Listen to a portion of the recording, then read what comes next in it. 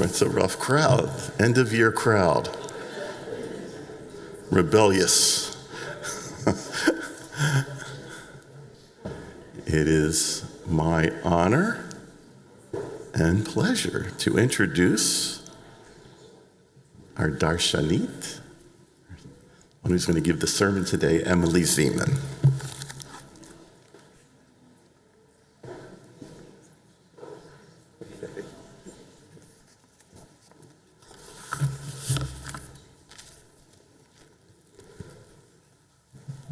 Hi, everyone.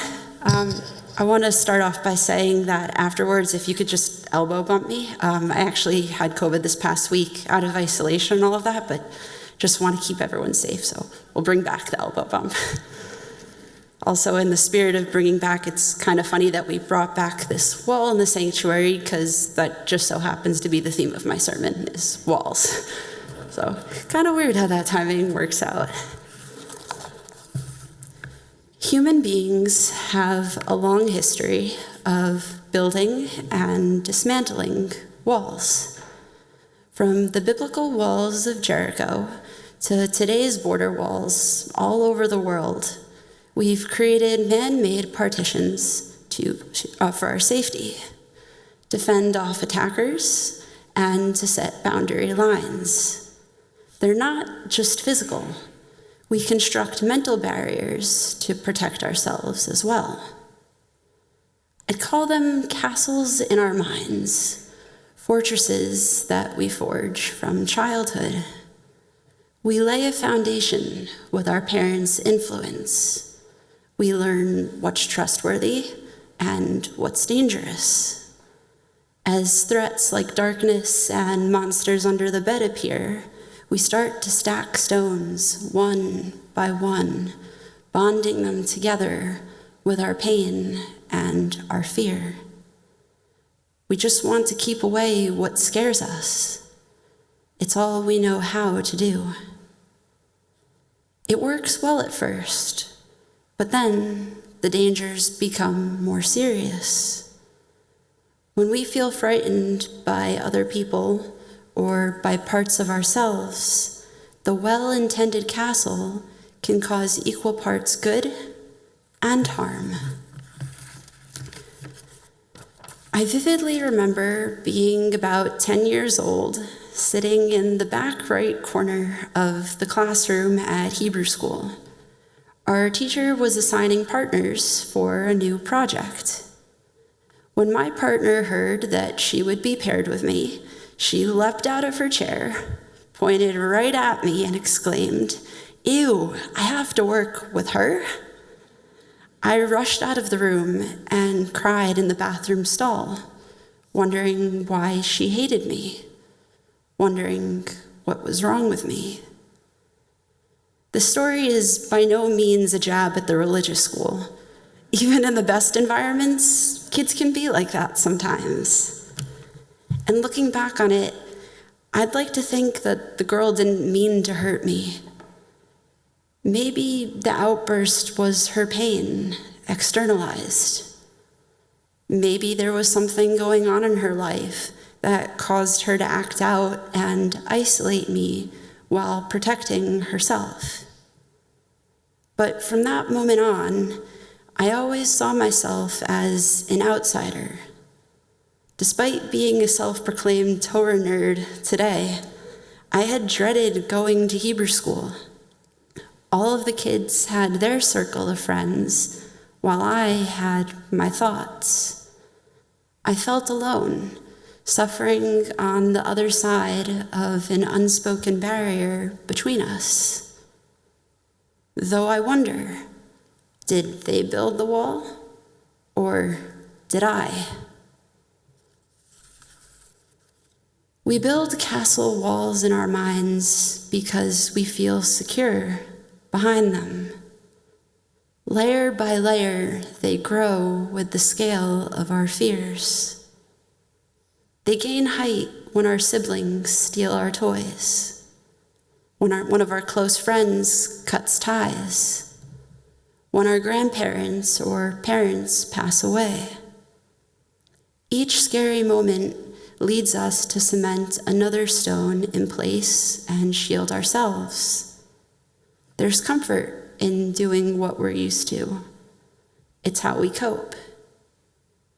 It's also how we create divisions and isolate ourselves. As we raise our defenses even higher, it becomes harder to see beyond them. We become prisoners of our own device, as the Eagles would say. We become strangers to ourselves. We see this happen all throughout the book of Genesis, like with Joseph and his brothers, for example. A few weeks ago, we read how Joseph's brothers desperately sought their father's love. Yet Joseph was their father's favorite child, and an arrogant one at that. As the brothers' jealousy grew, so did the castle wall between them. Joseph was no longer their brother. He was the threat on the other side. He was an enemy.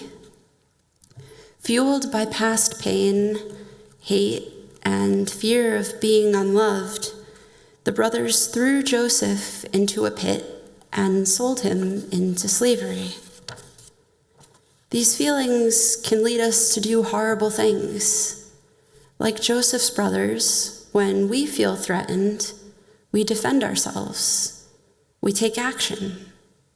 And sometimes we act out. The threat feels more dire to us now than it has in decades. We fear hatred towards the Jewish people because we've seen what violent, horrific, unthinkable shapes anti-Semitism can take. We rally with those who see us, and we feel further detached from those who don't. It's a vicious cycle. As we retreat further into the comfort of our castles, we fear more intense violence from the other side. And the other side likely feels the same way about us. The deep-rooted conflict has hurt us all. All of our hearts are aching. Joseph's brothers carried heavy hearts of their own into this week's Torah portion, Vayechi. Years after they dumped him into a pit, they were still deathly afraid that Joseph would seek revenge. They still saw themselves on one side and Joseph on the other. The brothers begged for Joseph's forgiveness in hopes of bridging the divide. And again, I wonder, whose wall were they trying to dismantle? Whose forgiveness did they really need? Joseph's or their own? Forgiveness is by no means a quick solution to deep wounds, but maybe it's a start. According to the American Psychological Association, forgiveness means willfully putting aside resentment towards someone who has wronged you. It does not mean that you're okay with what happened, that you're letting someone off the hook, or that you even want that person in your circle. Rather, it means that you're finished carrying the burden of resentment. You release yourself from bitterness and show compassion towards the person who hurt you and towards yourself. You have to want it for you, for your own healing. You must be willing to revisit why you raised your walls in the first place. What scared you? Is the divider still protecting you? Or is it now holding you back, trapping you inside your own defenses? Are you ready to forgive? Joseph was. He voluntarily tore down the barrier to see his brothers once again, to truly see them. Joseph saw his brothers as fellow human beings, flawed, imperfect people who hurt others and feel hurt themselves. He broke the cycle of unresolved family conflict that threaded the book of Genesis. Joseph forgave his brothers to free himself. Joseph wept as he told them not to worry. He wasn't out for revenge. He made peace with the anger and resentment, as tough as it was. While on the other hand, his brothers were still guilt-ridden because they had not yet forgiven themselves. They were still wailing within the confines of their castles. The toughest structures to break down are the ones we build against ourselves. It's a feat in itself to empathize with someone who hurt you, to see the humanity of someone you disagree with. It's a whole other level to make peace with a past version of yourself, or to show kindness towards parts of yourself that you don't like. I can say firsthand, it's a process. Poet Maya Angelou said that one of the greatest gifts you can give yourself is to forgive. Think about it. It allows you to start dismantling the cage of castle walls. Maybe at first, you peer out the window and see the sunlight. Then you unlock the door and feel the crisp wind on your face. And finally, you tear down the partitions that aren't protecting you anymore. You step outside. You see beyond. In a world that can feel incredibly dark and scary at times, you feel lighter and a little less alone. Shabbat Shalom.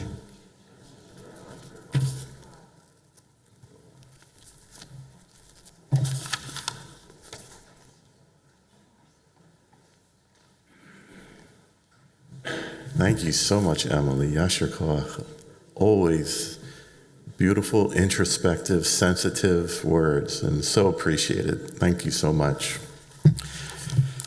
We rise for the Chatzi Kaddish, page 420.